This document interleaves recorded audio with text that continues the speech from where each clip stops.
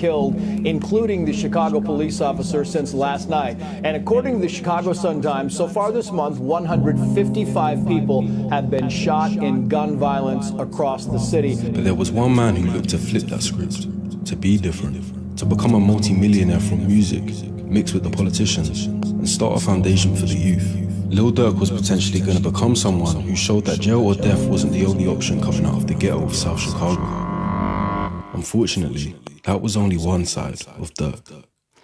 In October 2024, Lil Durk was arrested in relation to organizing a murder for hire in an attempt at revenge for losing one of his own, and it put a highlight on who Durk really is. Although he's achieved the level of success most could only dream of, and can portray a certain image to the masses, he's never really... Everybody slide for one comment. Reason I just don't see the comments doing. Some odd reason. I don't know. Might be the water. Through police reports, interviews, song lyrics, social media, and speculation, it becomes clearer that Durk is more multidimensional than one would think.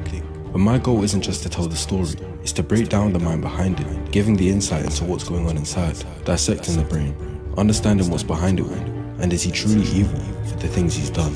When I got locked up for the drama and shit, like Durk was the main one supporting me and shit, helping me. So we got even closer when I was just in jail. Then I got out. So me and Durk, you know, we like.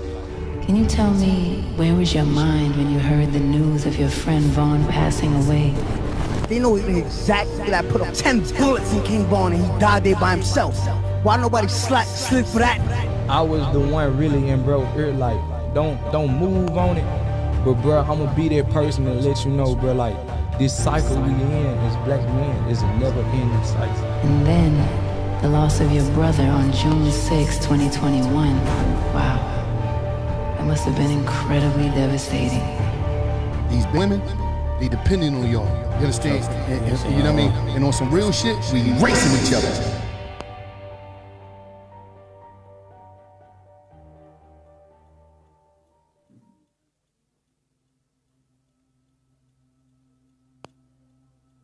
Durk Banks was born October 19th, 1992. Life began in Inglewood, Chicago, and he and his siblings were raised by their mum, LaShonda. His dad, Dante Banks Sr., or Big Durk, was a fairly big figure in the neighborhood and moved a lot of weight.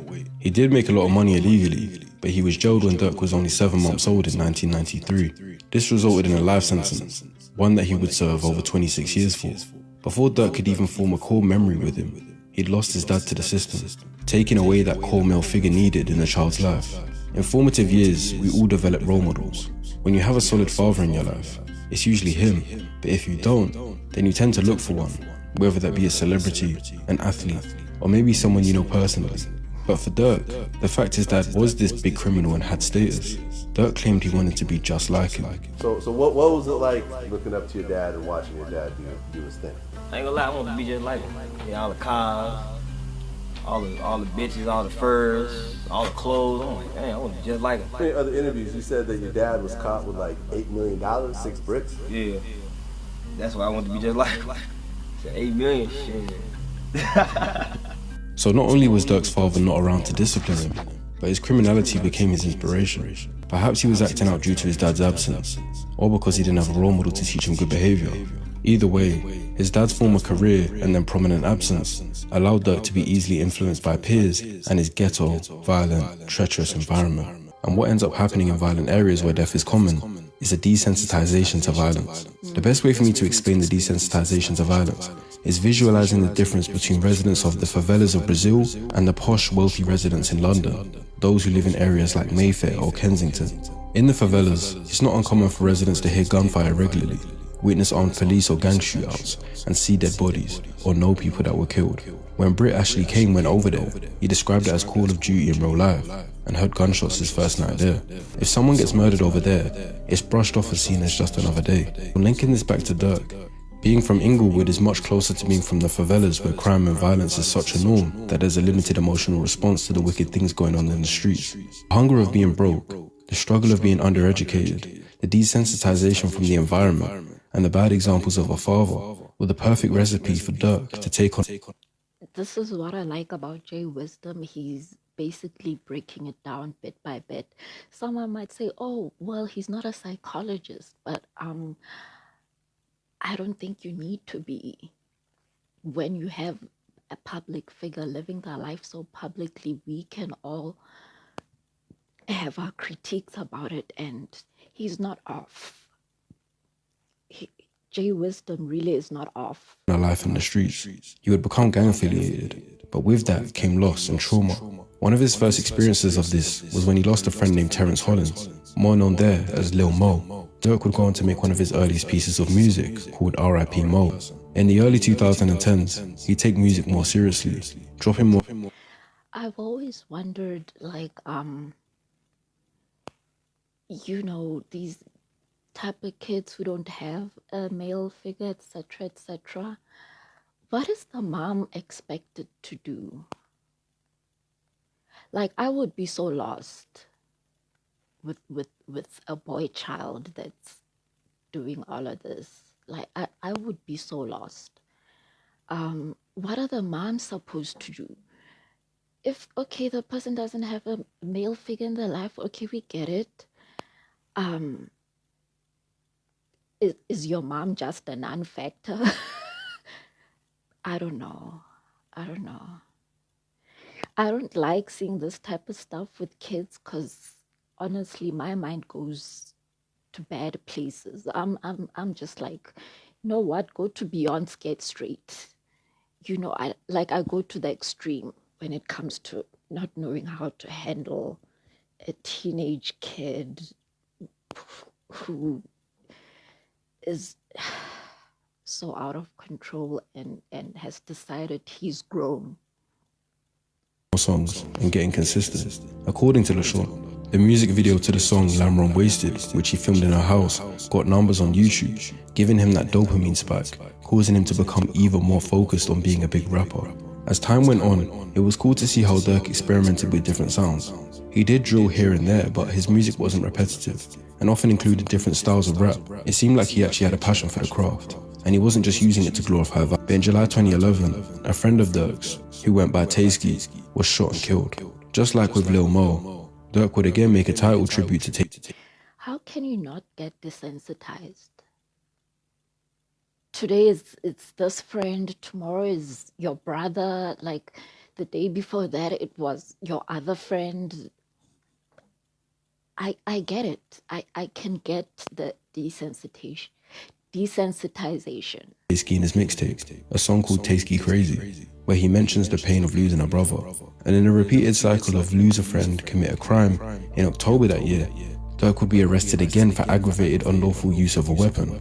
Essentially, he was found with a loaded handgun on him and tried to run from the feds. But in a positive turn, in April 2012, after putting out more good music, Durk alongside one of his members, Lil Reese, would get signed to major record label Def Jam Records. His music run would be received as okay.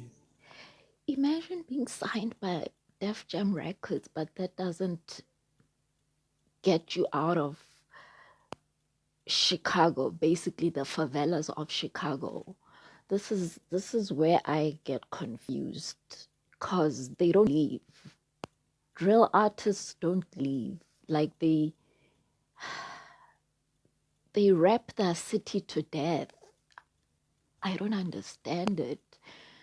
Like, I know there's people that don't like to travel, and they were born here and they want to stay here. They wanna be buried here and all of that. But like, if it's not a good spot, why? Or is it that, like, as an adolescent, your brain was so didn't even stand a chance to be normal and safe, that this is the only life. Not just the only life you know, but it seems like the only life you're gonna live. Like, you're not considering an option at all. Until May 2013, when he dropped This Ain't What You Want, a song that would later be deemed a Chicago classic. He was boosting up the ranks musically, and his future had some promise. But he'd get arrested again for another gun charge the following month after being caught with a stolen gun. Luckily for him, his friend would later claim it was theirs, and he was free to go 2 weeks later. When you get the context of other gang members of Chicago and how many of them faced death or lengthy jail time, it seemed like Durk had all the good luck on his side. success with music, escape from prison, respected by his gang. Life was truly on the up for him.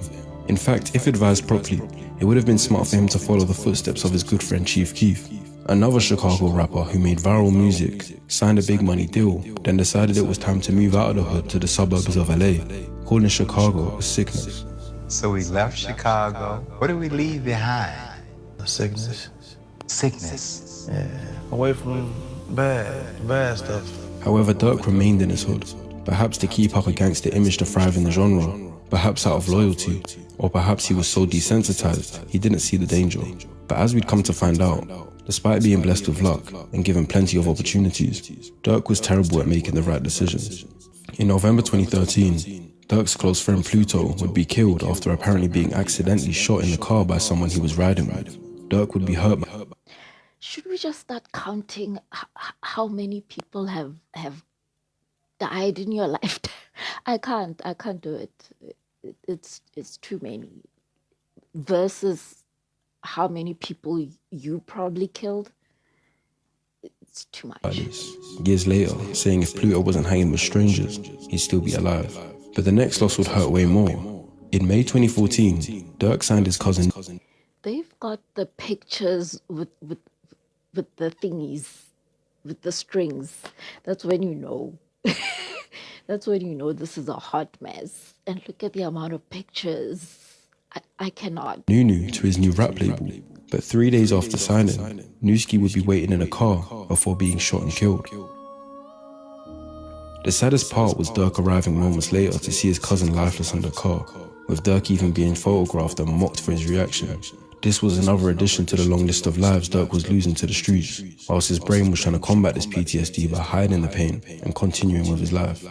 By age 22, Durk had already lost multiple close friends and family members, likely more than just the ones I've mentioned. The repeated exposure to sudden, violent death, especially involving loved ones, leads to what psychologists call cumulative trauma.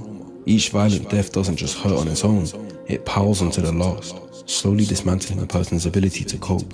Durk's brain, unable to process one trauma before the next occurs, builds a wall of emotional suppression to survive, making him seem more and more heartless after each loss. He became someone who rarely expresses visible grief publicly, but instead chooses to give people an insight through his music, which is what he'd seemingly focused on for a while. A couple years went by, but Chicago produced another gang member that reeled Durk back into the life he'd never end up leaving. King Von?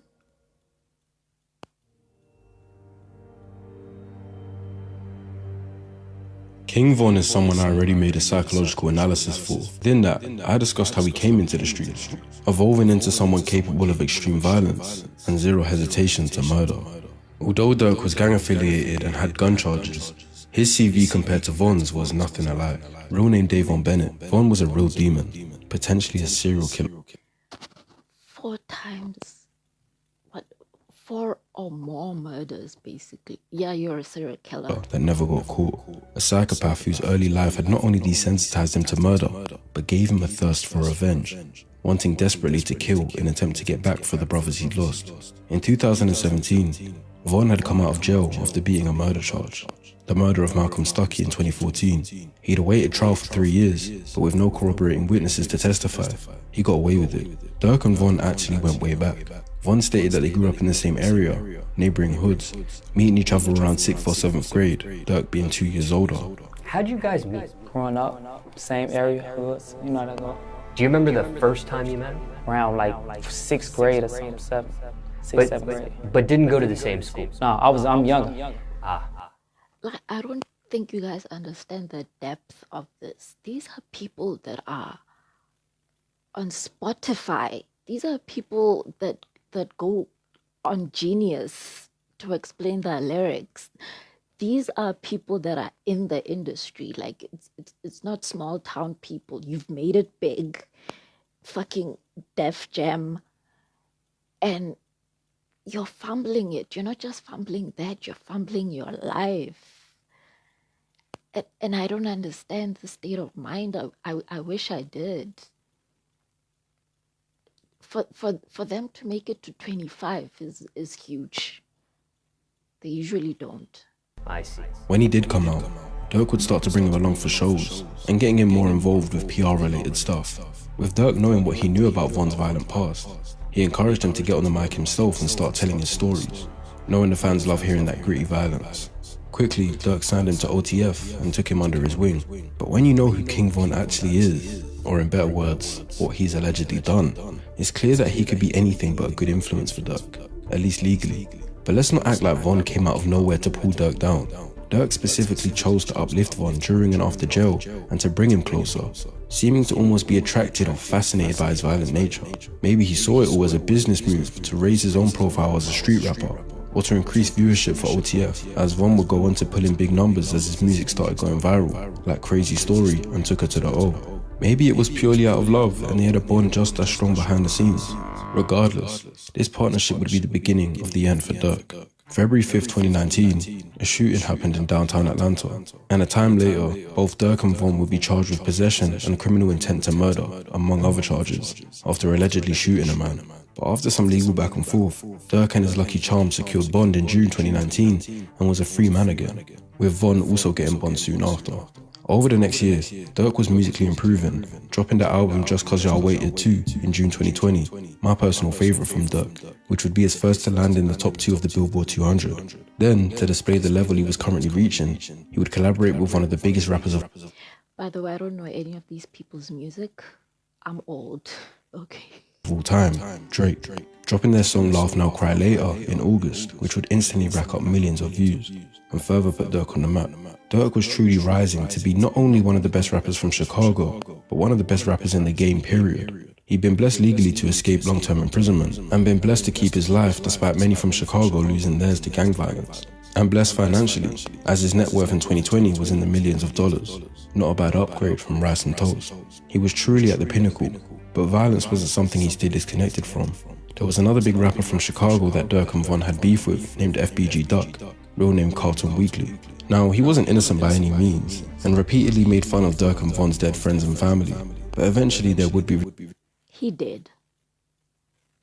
I don't know yet, but he's definitely dead. ...retaliation for the dissing, and in the same month Durk would drop the song with Drake.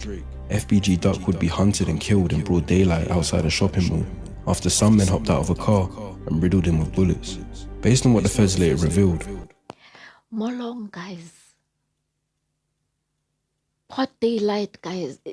These guys are not afraid of anything. Okay. 6 O-Block members got the drop on Durk, got in their cars, and took him out. Although neither Durk or Von were one of those 6 men, there was allegedly a $100,000 bounty on Durk's head, and the 2 rappers would have been the likely suspects in that circle that would be able to fund that with their music money. Regardless of if he had involvement or not, Durk would later mock Durk's death, saying she asked me how high I get. I said, as high as Durk. He also did something else quite wicked, as later he'd collaborate with country star Morgan Wallen, linking up and making music. But following their link-ups, Wallen would comment duck emojis under a Durk IG post. This would cause people to laugh at Wallen, calling him OTF Morgan and Morgan from the O, and some people even got angry at him, believing he was also mocking FBG Duck's murder. Wallen would later come out saying he and Durk would always talk about duck hunting, and he had no clue it could mean anything else. A bit funny, I guess, but this... What black boy do you know that goes duck hunting? was Durk trolling the death of FBG Duck in a disturbing way, putting an innocent man in the firing line. And it's things like this that make it hard to ever suggest he has remorse or empathy. But whether karma for Durk for the mockery, or karma for Von for, well, everything. 3 months after Duck's murder, on November 6, 2020, Von would sucker punch rapper Quando Rondo outside a club, leading to Quando's friend Lil Tim jumping out the car, shooting and killing Von. 26-year-old Devon Bennett, also known as rapper King Von, shot in... Oh, I was wrong. He made it to 26. Good for you. Killed after a deadly fight erupted in front of Monaco Hookah Lounge. It goes without saying that this would have no doubt deeply hurt Durk. He'd lost friends before, but Von seemed closer than that. Durk had gotten closer than ever to him, and basically given him a career purely out of love. But that bond was permanently ended that night. Durk would put out an IG post saying his twin was gone, and he loves him, but the internet wouldn't let Durk deal with things in his own time. Due to the nature of being gang affiliated, having violent lyrics, referencing get backs and all that, there was an I was about to get into this, whether it's Reddit, especially Reddit and other internet spaces, they basically egg these people on. They're like, yo, bruh, like this person that you loved has died. Aren't you gonna do something about it? And I hate that shit. I hate that shit. And it's like, that's always been the culture, but when it comes to the internet, it piles on, where it's like, I have to avenge my brother. I have to avenge my brother, which I don't get, because to me, when someone's dead, they're dead. Even if it's murder. Well, actually, I don't know. I don't know how I'd feel. Expectation for Durk to quickly retaliate, coining the phrase "slide for Von," which became a popular way to almost mock the situation. They know exactly that I put 10 bullets in King Von and he died there by himself. Okay, 6ix9ine, you've got no reason to talk with your fake ass. Even just the way you look, like you are so fake. You're not a part of this. Don't have an opinion. You could also get popped. Actually, I think 6ix9ine is so lame that nobody even thinks to pop him. The worst that's ever happened to him was some guy beating him up in the gym. Why nobody slip for that? First of all, I'm slide for that, gonna man. Listen. Y'all know what y'all saying? Why this not shooting? Let me be real with you. Yo, Durk, Listen, don't slide for your man. I don't know. Big words. You don't even have one body, 6ix9ine. You don't have a single body. I don't know no politics. And listen, why is this not sliding on? How you know? If it was the other way around, Von would have most definitely done something for Durk, so I understand where the pressure was coming from. But for a while, Durk... But like, it seems Durk was less violent, so like he was quote unquote naughty. Like he did things that naughty children do. Naughty young people, I guess, like robberies and stuff with cars and just random shit. So for King Von, he's a serial killer. Those are two very different things. Yes, King Von would have slid for Lil Durk immediately. But with Lil Durk, now he's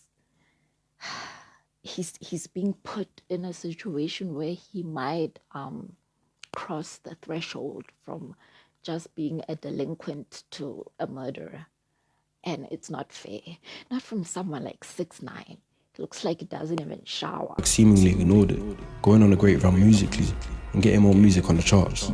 The loss would have definitely affected him privately, but he decided to master pain and voice his emotions through music. But in my opinion, it was the next death that would really break him, and the relatively close proximity of losing two people extremely close to him would break his spirit and change Durk forever.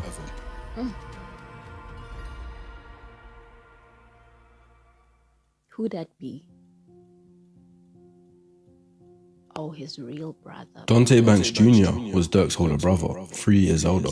He'd be in the streets like Durk and was known as D-Thang. The two of them were always very close and had a tight bond. Although Durk's dad wasn't around, he still had D-Thang around for advice, being someone he could always trust 100%. Also from a streets perspective, his name also held weight, as he was rumoured to have put hits on people himself, and it's also known that he got rich on his own without Durk's help. He and Durk were always on the same page and always had each other. Even when in different cities, their bond was inseparable. Following Von's death, Durk seemingly focused on music, and on June 4th, he dropped a... This sucks because he was trying. I feel like there was a mentor that told him, you know, just focus on the music. Things will work themselves out, or, you know, put all your pain in the music. I think somebody told him that. As we know, things just get worse and worse in these situations. collab album with Lil Baby, Voice of the Heroes. However, 2 days later, it would get reported that D-Thang was shot in the head outside a strip club and was pronounced dead at the scene. Durk would post his brother, but again, a simple post could never express the real pain Durk was hiding behind the screen. After this, the culmination of losing both Von and D-Thang would have brought Durk to his breaking point, and in my opinion, Unless he completely distanced himself from the streets and relocated to a place far away to go heal in private, things would inevitably go downhill from here. Because after Von's death and D-Fang's murder, Durk seemed to lose his internal compass. These weren't just friends, they were family, business partners, and emotional pillars. In forensic psychology, this sets the stage for survivor's guilt, especially in men who feel that they failed to protect their tribe. This kind of guilt can push a person into risky behavior, substance abuse, or obsessive vengeance, all of which seem present in Durk's arc. He couldn't let them go unavenged, and he repeatedly expresses this in his following music. Then he dropped the song Aha in February 2022. His first line says, "Don't respond to shit with Von. I'm like, you tripping, go get your gun." Now, my assumption is that this was a reference to what fellow rapper NLE Chopper was talking about in an interview. If he wanted you out of there, he'll go do it himself on feet by himself. But he chose one night, you know what I'm saying, to think shit was gonna be fair and got blowed down. But I never feel the situation was wrong, because at the end of the day, bro was protecting his brand. Bro was protecting what was his. And bro was just doing what he felt was right. So it's never no wrong. I just feel like he's not here to protect his name. With Vaughn and all that shit was happening, bro. I was the one really in bro ear, like, I'ma be that person to let you know, bro, like, this cycle we in as black men is a... Yeah, that's what I thought. I thought there was a mentor or somebody that was like, dude, this is not the way. I know where your brain is. I know what you want to do. I know what the world is telling you to do. And the fact that if you don't do it, you're a pussy, or you didn't care about these people, but don't listen. Break the cycle. Never end the cycle. They start a hashtag. This pathetic. Instead of everyone telling him to slide and he gets revenge, it's going to repeat the cycle of black men killing each other and just be creating more enemies. Not only that, but Durk at this stage is at the pinnacle of his career. And being involved with more violence when you have 6 kids and a woman depending on you. In 2020, he claimed he'd been recovering from an addiction to perks and lean with the help of his girl India. They take a lot of perks and I sip like a lot of lean. You know, we don't look at weed like I'm a junkie, but you look at like pills and shit like that, and I was like heavy on it. You know what I'm saying? Even if it was off camera, like, and then she was like, she'll never judge me. She'll just be like, you gotta, you know what I'm saying, you gotta weave, you gotta chill, you gotta fall back and find you. She'll never be like, you a junkie. So that's why I respect it. Like, okay, bet. Then in 2023, he said he got in a therapist and also spoke about how he's never been able to outpour. 2024, he'd speak about going to rehab for his lean and Xanax addiction. But in the next line, he does claim that they got back for D-Thang. Now, this is all allegations in terms of Durk's involvement. But in January 2022, Stephon Mack, part of the gang involved in killing D-Thang, was gunned down and killed by 2 complete clowns who left tons of evidence behind and would later be convicted of murder. But there's also some damning evidence that caused the feds to suggest that Durk had an involvement in the killing, and that it was potentially a murder for hire. Firstly, the day after the murder, Durk would post on his IG story saying, "For D-Thang, aha," causing... They always do this. They always post something on the story that's like cryptic, being like, oh yeah, that guy that was killed yesterday, maybe it's me, maybe it's not. They need to speculate that this was the get back for his brother. Then much later, it was found out that the 2 killers had messaged each other 2 weeks after the murder and discussed that Durk was supposed to be paying them for the drill. However, in mid-2025, it was determined that Durk won't be charged for the Stephon Mack murder. But either way, as insinuated by his lyric, he was happy with the revenge that was served for D-Thang. But in his mind, things weren't finished until there'd been revenge for Von too. I get it, but I don't. Before going into the most destructive and final event of Durk's career so far, I want to put a spotlight on a side of Durk's life away from the violence, and more on the familial, loving side of Durk. Although Durk is visibly someone with a dark and violent side to him, he's always seemed to value having a solid woman to ground him. His first known relationship was with Nicole Cavone, his high school sweetheart. They got together in 2008, when Durk was around 16, and 3 years later, he'd welcome his first child, a son named Angela. Less than 2 years after that, Nicki would give birth to their daughter, Bella. So by 21, Durk already had 2 kids, and was just starting to blow with music after dropping This Ain't What You Want. But perhaps battling fatherhood, getting arrested frequently, losing multiple close friends, and trying to blow with music had put too much of a strain on Durk. And shortly after Bella's birth, Durk and Nicki separated. But that wouldn't slow Durk down, not musically, not criminally, and not reproductively, as in 2013, he had his 3rd child, Zayden. then Dumia in 2014, and Skylar also in 2014. But then in 2017, Durk would meet someone that, in his words, would change him for the better. But it was like when I was at my lowest point, like when I would tell you I was fucked up, like that's when I met her. Durk and India Royale's relationship became something he'd always talk about positively, and she was seemingly someone he definitely wanted a future with. In 2018, they welcomed his sixth and her second child, Willow. Not only was Durk a great father to his kids, but he even accepted India's other child, the other Skylar, who they nicknamed Big Sky, as his own. To me, this showed that there's no way Durk is empty inside. He's not so traumatized that he's void of all emotion. Despite perhaps a lack of empathy, he still has some loving, positive sides to him. He'd even write songs for her, like India and India Part 2, where he'd say, "Nobody understands why we love each other the way we do, but it ain't for them to understand. We're not out here trying to be relationship goals. This real. We don't care about none of that internet stuff." Then in a live Chicago concert on December 18th, 2021, Durk brought India on stage and asked her to marry him.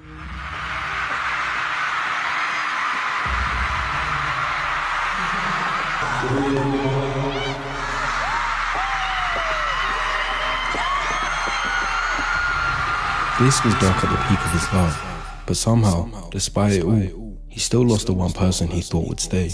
In September 2022, India posted, "I'm a free agent" on Twitter and unfollowed Durk on Instagram. For whatever reason, the relationship had evidently ended. However, this didn't stop Durk trying to publicly win her back. At first, it seemed romantic, but over time, it began to look obsessive. On Valentine's Day 2023, Durk posted on his IG story saying, "Happy Valentine's Day to the wonderful woman that made me a man. I love you, India Royale." To which India would reply, "People really do not respect boundaries at all. I try my best to be respectful and not put on a show, but people don't respect my choices. Let it go." Despite her saying let it go, he would continue by posting a lengthy IG story airing out more things that could have been kept private.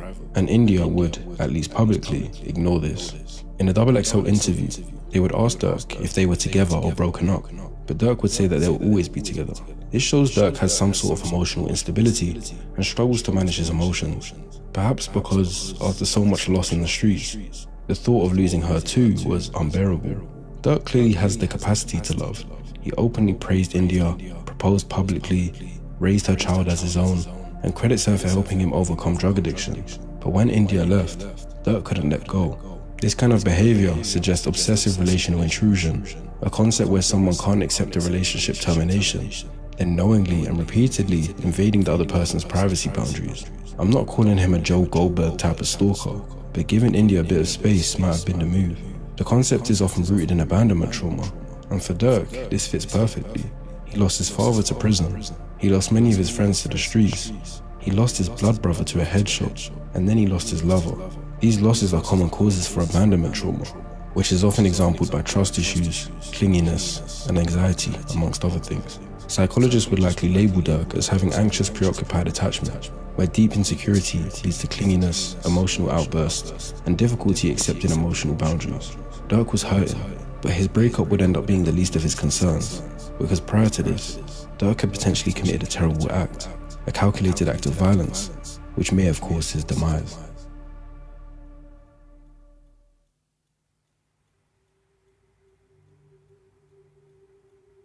There's no one I agree with more when it comes to Durk's situation than Wallow267. When Durk appeared on the podcast $1 Million Worth of Game, hosted by Gilly and Wallow, he would give details about his life, including his success, relationships, and members lost, like King Von. But then Wallow would go on to rant to Durk about how essentially being in the position he's in, he needs to leave the street violence alone and be grateful and protective of what he's built to protect his family. Because we gotta get it right so we can take care of these babies. These babies and these women, they depending on y'all. You understand? And you know what I mean? And on some real shit, we racing each other. But the most important life lesson Wallow delivered to Durk was about forgiving his brother's killer. I forgave my brother's killer.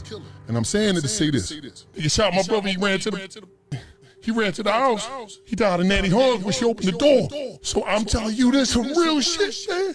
If I ain't let that shit go, I won't be right here today. I won't be here for my niece and my nephews, man. Y'all won't be doing this. Y'all won't know me. I won't be able to get y'all this game. But I had to leave. I had to let that shit go. When I let that shit go, I started to grow. Now I'm out here taking care of his daughter, paying for her to go to school, taking care of my nephew, taking care of my mom and my grandmama. Talk to him. Show. because I forgave my brother killer, but you know, I understand what y'all going through. And this might be the most infuriating moment of this story, because Wallow in that moment was telling Durk exactly what he needed to hear. Wallow knew that Durk was grieving hard for Von. That was his brother, and his killers were still out there. But he encouraged him not to strive to get revenge. With Durk essentially being raised in a gang, plus all the slide for Von comments, it was hard for him to lose that idea of getting back in blood. But Wallow is literally telling him that the only reason he's able to be there for his family and be there to help others is because he didn't end up in jail trying to pursue revenge on his brother's killer. Durk visibly seemed to lack any emotional reaction to the move in the story, being in too deep at this point, and allegedly, they'd get back to plotting. His guys got the drop on the man he gave misplaced responsibility to for the death of Von. And in August 2022, only 5 months after that podcast episode dropped, Durk would get the drop on Quando. On August 19th, Quando and his cousin Lil Pab would leave their hotel in a Cadillac Escalade, getting driven around the West Hollywood/Beverly Grove area of LA to run some errands. They stopped at a local weed shop, then a clothing store, all the while unbeknownst to them. 2 cars, one being driven by Vonnie and the other being filled by OTF shooters, but watching their every move and waiting for an opportunity. Then when they stopped at a gas station, they saw an opportunity and fired 18 rounds at the car. Lil Pab, who was outside the Cadillac at the time, was hit and would later be pronounced dead. Quando managed to pull his body back into the car and drive away, but a viral video would circulate, showing Quando looking at his cousin's wounded body before letting out a scream in distress, shouting no.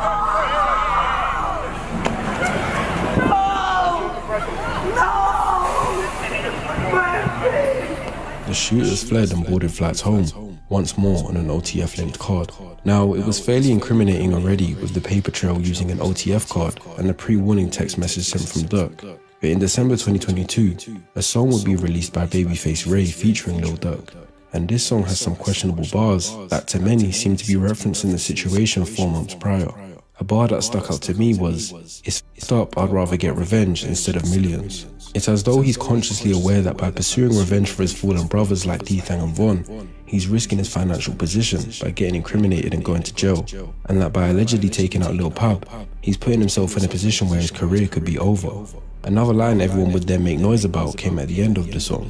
"Got location, go. Green light, go. Look on the news, see your son screaming no." Now, with retrospect and the information from the case, it would seem like Durk is bragging about the events that entailed and rapped a summarized pocket-sized version. OTF got location from co-conspirator. Nah, that's a confession. That's a confession because we just saw this dude screaming no because his cousin died. Nah, that's a confession. It's not even it's blatant. It's not even subliminal.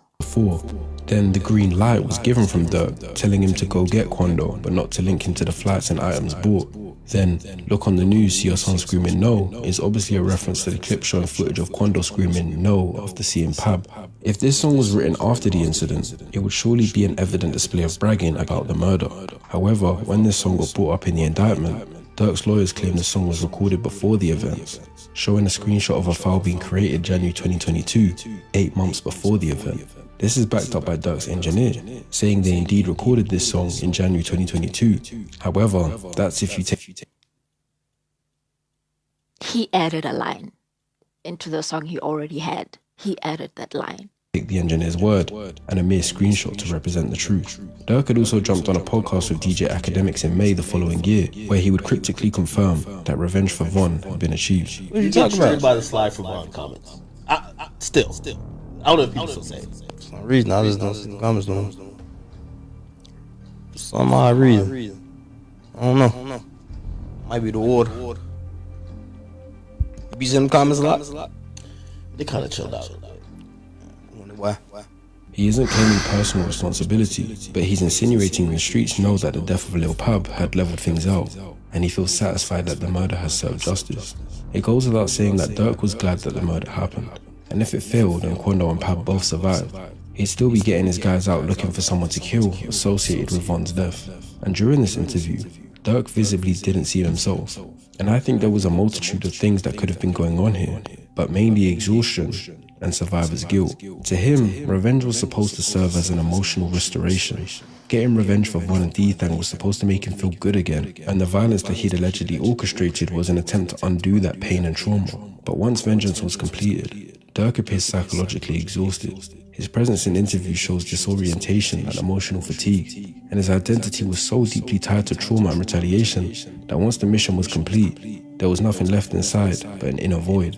And to give listeners an insight into his mind, Durk dropped the album Almost Healed in May 2023. The first skit on the album, Therapy Session, starts with Alicia Keys asking Durk where his mind was when he heard about Von, followed by D-Thang, and then it shows a visual depiction of Durk losing his mind. Can you tell me where was your mind when you heard the news of your friend Vaughn passing away on November 6, 2020? And then the loss of your brother on June 6, 2021. Wow. That must have been incredibly devastating. Then there's a few lines in the second song, Pellicoat, that give more insight. Durk says, I send money for jails, I send money for funerals, even though they go in hell for all the guys they killed. This is Durk openly accepting that the murders he and his team have been involved in will lead to eternal punishment in the afterlife as justice. But he still helps them and their family because this is just the life they live. He then says, morning time I get on my knees, I pray to Allah, forgive me for the shit I did, let me get closer to my kids, can you protect all my friends? He's claiming he's in a stage of repentance and trying to change his life around, which to me doesn't imply remorse or guilt, but as though he wants to now walk on a better path and give up the violence, as there's nothing left to fight for. Even the recurring line in the song, they scared to come outside, is a nod to the song Outside by the late Mo 3 and OG Bobby Billions. A song that preaches about wanting repentance from God for the bloodshed in the streets. And perhaps Durk is alluding to wanting the same by quoting the song. But then, their next song was either a full display of a change of heart, or a manipulation set out to fool the world. His song, All My Life with J. Cole, was a pop-esque viral anthem, all happy and giddy vibes of children singing in the background. You see what I mean? I don't know these artists like that. I've just heard names, but check you're collaborating with Drake and J. Cole. That's how big these kids are. Doing this shit in the background. Of the chorus and appearing in the music video, with Durk rapping lyrics telling that he sat down with the mayor of Chicago to help out the impoverished kids, to change the image, showing that he's trying to take things in a more positive direction, and that he's advising people to stop taking drugs, referring to himself as he'd been fighting drug addiction and even gone to rehab, showing he struggles to really cope with what's happened, potentially not just with who he's lost, but with what he's been involved in himself. The song was well received and even went on to win a Grammy in 2024, and perhaps Durk was on his way to cleaning up his image, but in that same year, it would all come crashing down.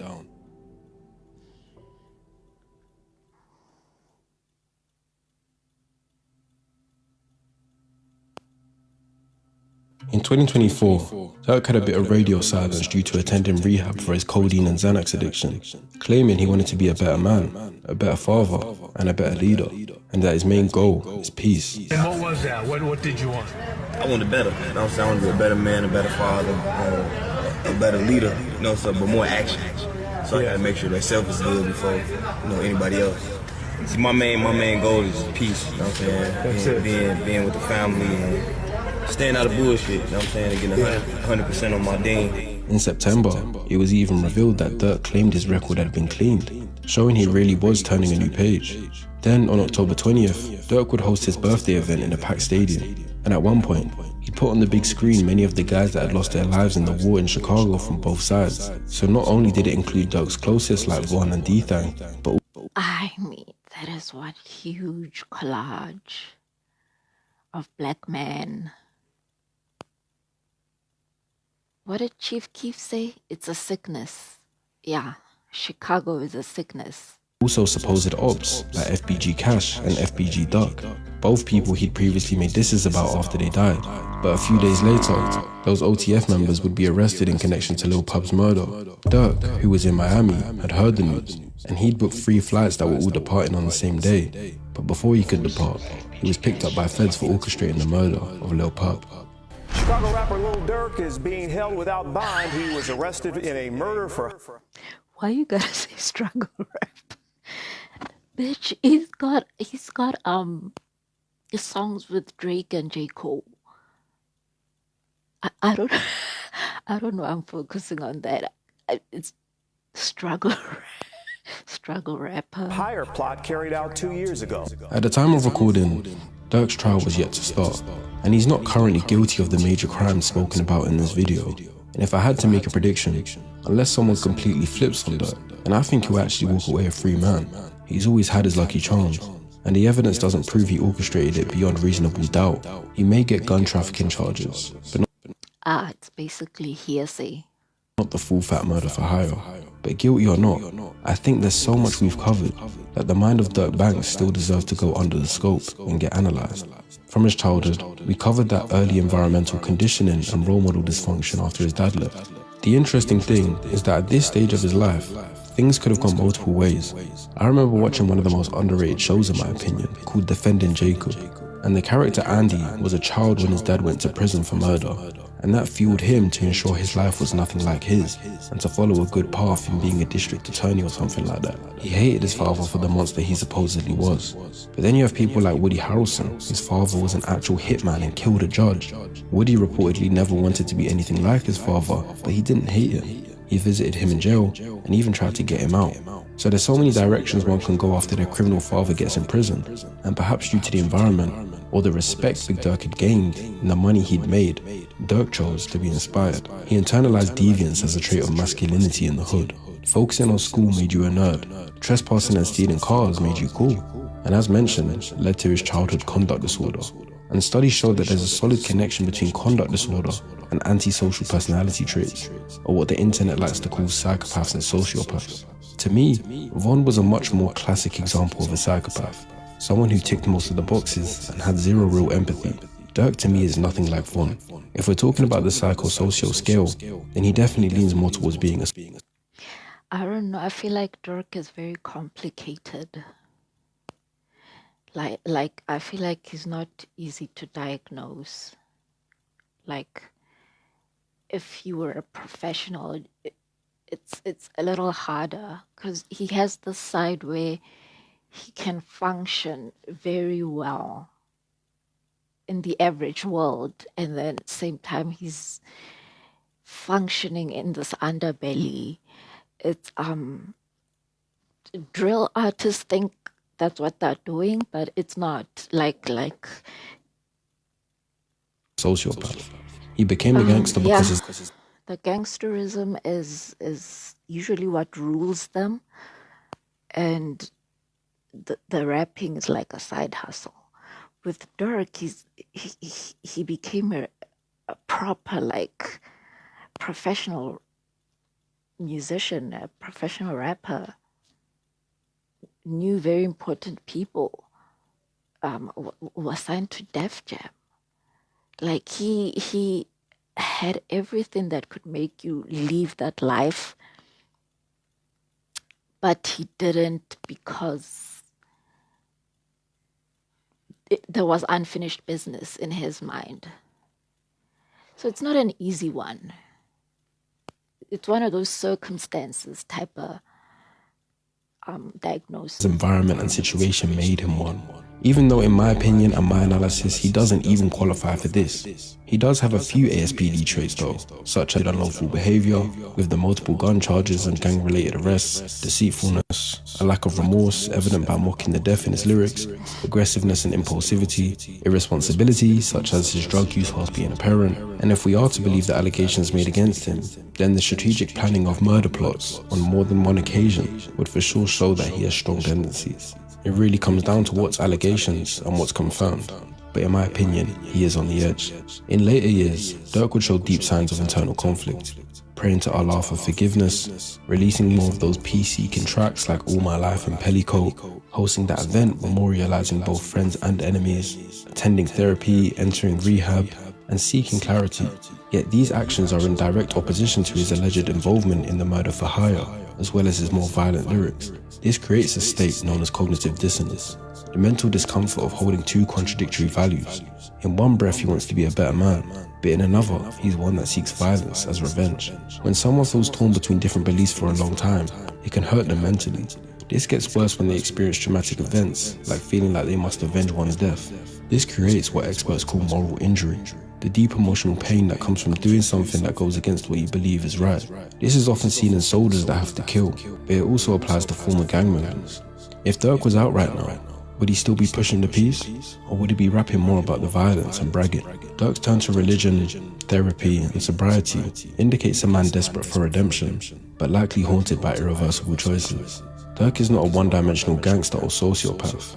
He's a complex trauma survivor, shaped by abandonment, normalized violence, and systemic loss. He exhibits traits from multiple psychological domains, and in many ways, Lil Durk is an archetype of a generation of men raised in trauma zones, whether that's Chicago, the favelas, the ghettos of London, the Middle East. From the outside, it's not so easy trying to understand these men, trying to break the cycle while being pulled back by the very ghosts that raised them.